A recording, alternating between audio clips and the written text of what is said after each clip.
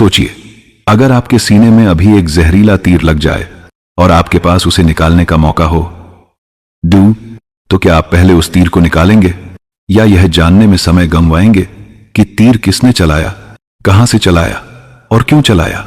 बुद्ध कहते हैं, यही है जीवन का सबसे बड़ा भ्रम। यही सवाल उस दिन एक युवा भिक्षु के मन में भी गूंज रहा था। वह बुद्ध के सामने खड़ा हुआ और बोला, भगवान, मेरी पीड़ा यही है। मन सवालों से भरा है। क्या संसार अनंत है या सीमित? क्या मृत्यु के बाद आत्मा रहती है या सब समाप्त हो जाता है? क्या जीवन केवल एक बार मिलता है या बार बार जन्म लेना पड़ता है? सभा में सन्नाटा छा गया। हर भिक्षु की नजर बुद्ध पर टिक गई। सभी को लगा आज उन्हें ब्रह्मांड के रहस्य मिलेंगे। लेकिन बुद्ध मुस्कुराए। उनकी आंखों में करुणा की गहरी चमक थी।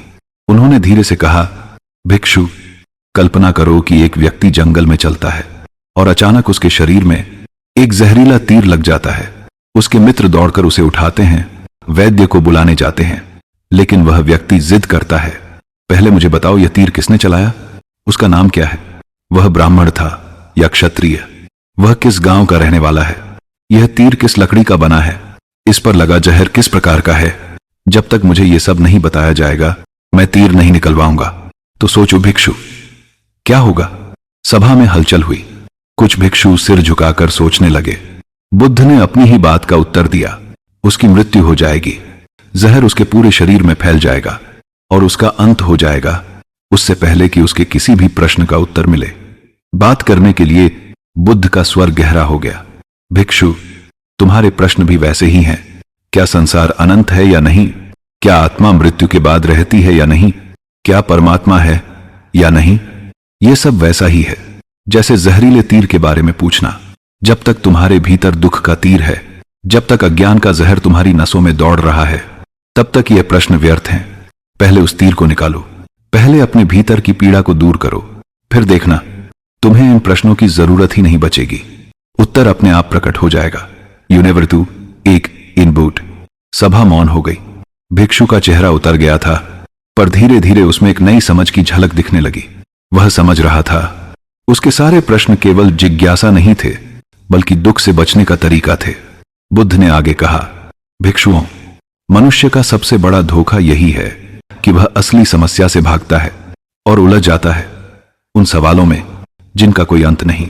लोभ, क्रोध, मोह, ये तीर हर इंसान के भीतर ढांसे हैं और जब तक इन्हें नहीं निकाला जाएगा, जीवन केवल पीड़ा रहेगा।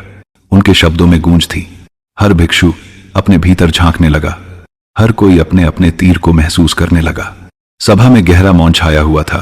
भिक्षुओं की आंखों में एक प्रश्न साफ झलक रहा था, भगवान, अगर ये सारे प्रश्न व्यर्थ हैं तो हमें क्या करना चाहिए?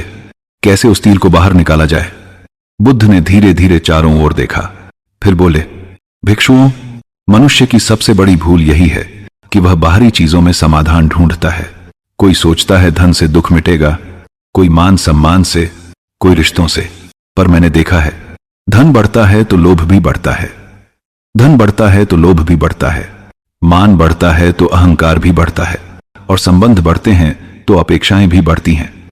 ये सब मिलकर दुख का नया तीर बना देते हैं और दुख बार बार चुभता है। बुद्ध ने अपनी बात आगे बढ़ाई। आज का मनुष्य भी यही कर रहा है।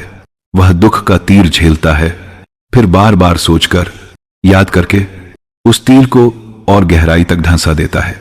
किसी ने अपमान कर दिया तो वह महीनों तक उसे मन में ढोता है। कोई रिश्ता टूट गया तो वह बार बार उसी दर्द को दोहराता है।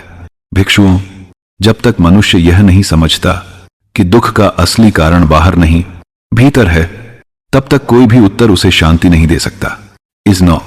बुद्ध ने फिर करुणा भरी दृष्टि से चारों ओर देखा। भिक्षुओं, तुम सोचते हो कि मैं दर्शन देता हूं, मैं दर्शन देता हूं।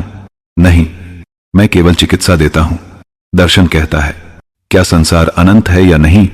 क्या आत्मा अमर है या नहीं? लेकिन मैं कहता हूं, क्या तुम दुख से मुक्त हो या नहीं? क्योंकि यही है असली प्रश्न। जब तक दुख का तीर भीतर है, तब तक बाकी सब प्रश्न सिर्फ समय की बर्बादी हैं। उन्होंने आगे कहा, ध्यान ही वह दीपक है। जब तुम बैठकर अपनी श्वास को देखते हो तो मन शांत होने लगता है। तुम्हें पहली बार एहसास होता है कि तुम्हारे भीतर कितने विचार दौड़ रहे हैं। विचार जैसे बादल हैं, वे आते हैं, जाते हैं, लेकिन तुम आकाश हो। बादल कितने भी हों, आकाश कभी नहीं मिटता। भिक्षुओं, जब यह अनुभव भीतर उतरता है तो तीर धीरे धीरे ढीला पड़ने लगता है। सभा में बैठे भिक्षुओं की आंखों में नया प्रकाश झलकने लगा। कईयों ने अनुभव किया था कि जब वे ध्यान में बैठते हैं तो उनके भीतर का बोझ हल्का हो जाता है। बुद्ध ने कहा, दुख का तीर 3 स्तरों पर धंसा होता है।